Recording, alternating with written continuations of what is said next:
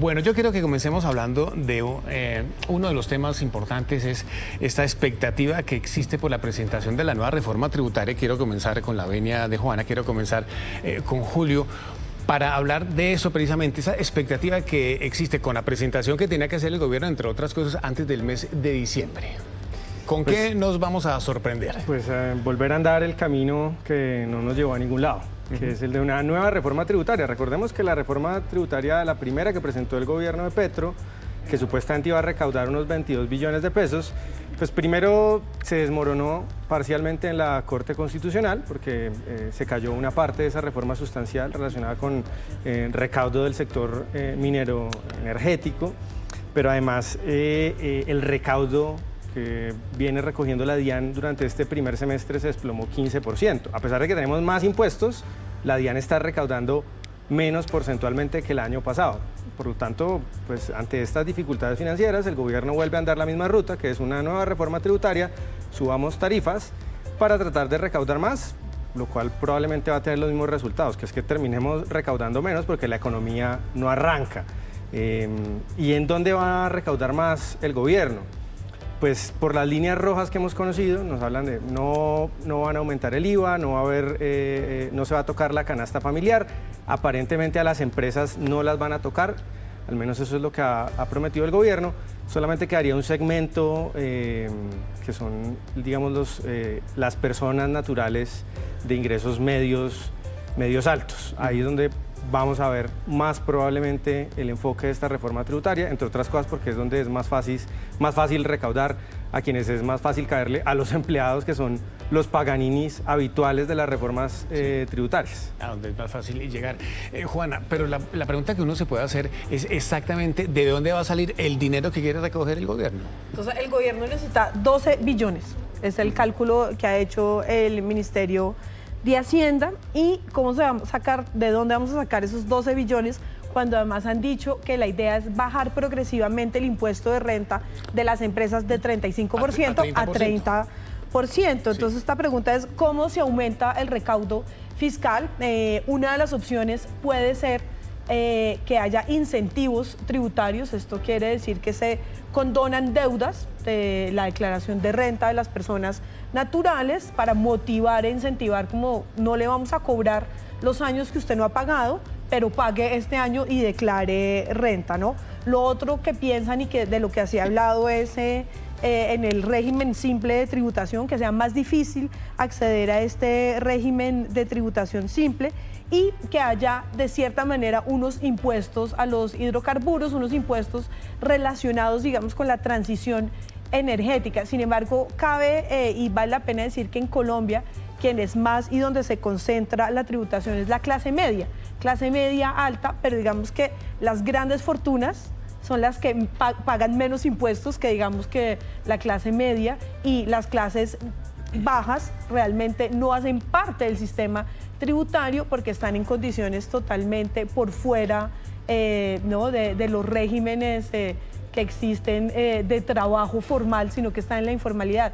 Entonces, esta reforma tributaria debería y debe atacar diferentes puntos de formalización también tributaria y de equilibrar la balanza de tributación en las personas naturales en Colombia. Si no, no estaríamos haciendo gran cosa tampoco. Sí, Julio, lo que pasa es que está sucediendo, quienes declaramos renta, quienes pagamos impuestos, por ejemplo, ya creo que ayer comenzó la presentación de el inicio de la fecha para declarar renta, lo estamos haciendo con la actual reforma tributaria, obviamente, donde hay cambios sustanciales, pero especialmente para las personas naturales, que es la impresión que se da, ¿o no? De acuerdo. Sobre todo se eliminaron deducciones o beneficios tributarios que existían antes. Pues esto se traduce en que los empleados, sobre todo, o personas, digamos, de ingresos medios altos, pues tengan que pagar más impuestos ahora. El asunto es, ¿cuál es la ruta en esta nueva reforma tributaria?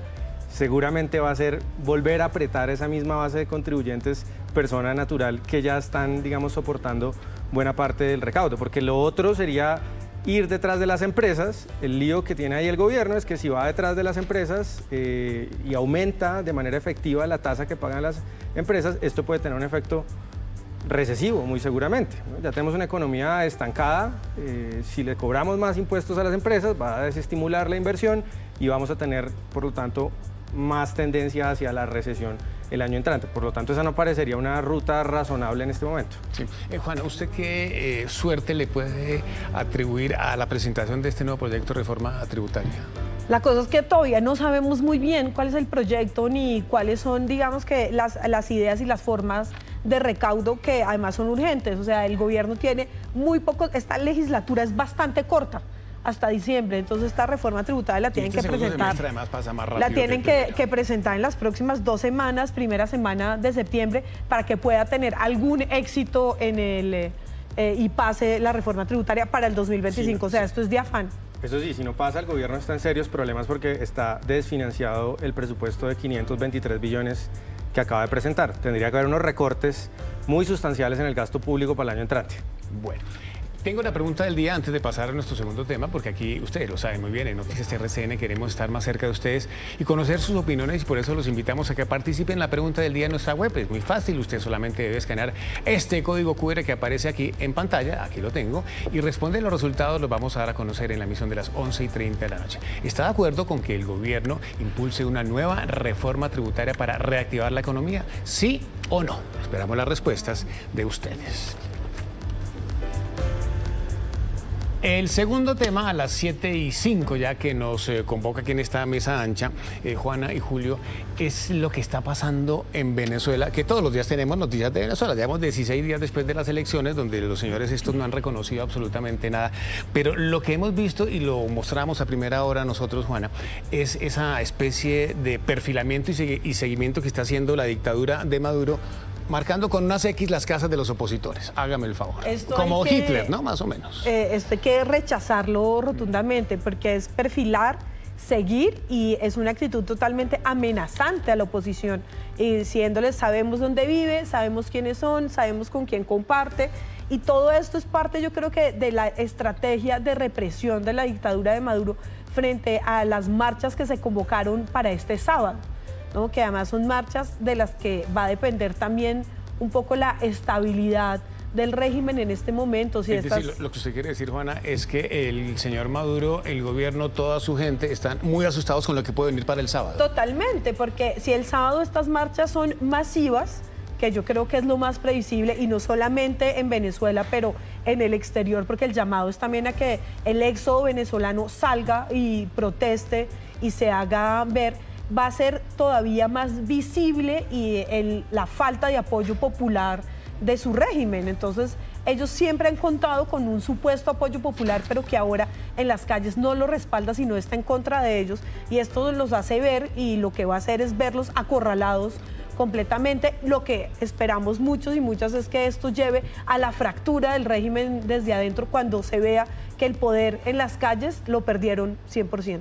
Julio, lo que es cierto, porque la historia así nos lo demuestra, es que no es la primera vez que este tipo de perfilamientos y seguimientos de la dictadura de Chávez en su momento y de Maduro contra la oposición. Ya lo había hecho Chávez a propósito, ¿no? Por supuesto, ¿no? Estas y otras violaciones, pues, aberrantes contra los derechos humanos de los opositores. No nos podemos olvidar que en Venezuela hay detenidos arbitrariamente centenares de presos políticos por oponerse a la dictadura de Maduro. Ya sabemos eso, sabemos que ocurre eso en Venezuela. La pregunta es, ¿qué se puede hacer desde Colombia? Yo creo que la neutralidad frente al mal es colaboracionismo.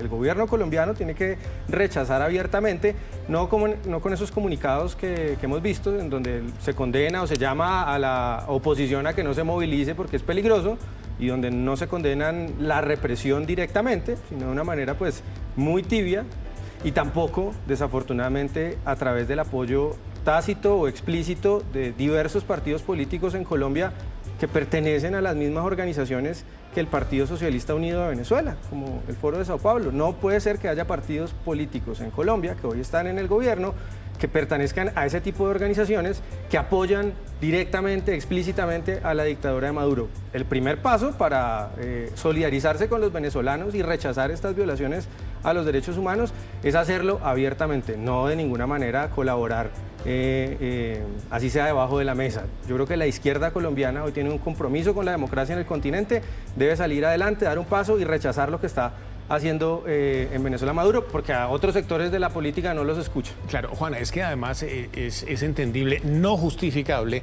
lo que está sintiendo Maduro y su régimen, esa es la razón por la cual está reaccionando de esa forma. Pero esto puede seguir aumentando.